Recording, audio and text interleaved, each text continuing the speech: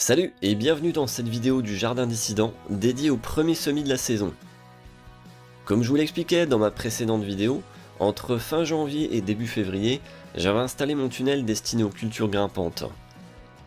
Et j'avais préparé le terrain au pied du grillage pour qu'il soit prêt à accueillir les premiers petits pois.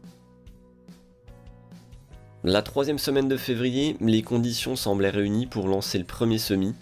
Un sol suffisamment réchauffé avec la texture idéale, encore humide mais sans être détrempé. Et la météo de la semaine suivante annonçait des températures entre 5 et 10 degrés avec quelques pluies. Parfait pour que les graines puissent lever tranquillement. D'autant plus pour la variété précoce que j'ai choisi de mettre en premier. Pour rappel, les petits pois grains ronds supportent mieux le frais que la chaleur, on peut donc les semer dès février dans les conditions que je viens d'évoquer. Alors pour commencer, je vais expérimenter avec la variété Serpette Guillotto. On va voir ce que ça donne. Allez, c'est parti pour le semis. Alors j'ai ouvert un sillon au pied du grillage, d'environ 4 ou 5 cm de profondeur, et j'ai semé mes graines en ligne.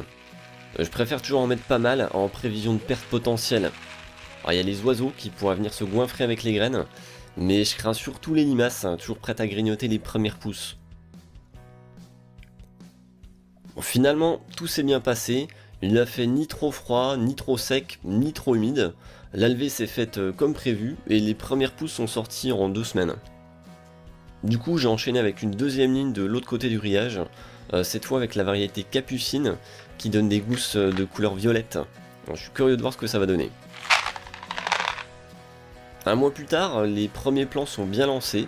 Maintenant, il n'y a plus qu'à espérer qu'ils prennent de la hauteur et que les conditions restent favorables. Assez d'humidité pour bien pousser, pas trop pour éviter l'invasion de limaces. Ah, j'insiste, mais j'ai vu les ravages qu'elles peuvent faire, je vous en reparlerai dans une prochaine vidéo, ça peut vraiment être décourageant quand on débute. On se retrouve bientôt pour voir comment tout ça aura évolué.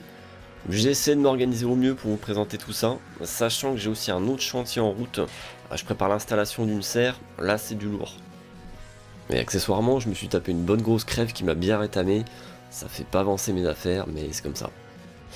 D'ici là, n'hésitez pas à partager vos retours d'expérience ou à réagir en commentaire. Soyez inspirés, soyez patients, soyez dissidents.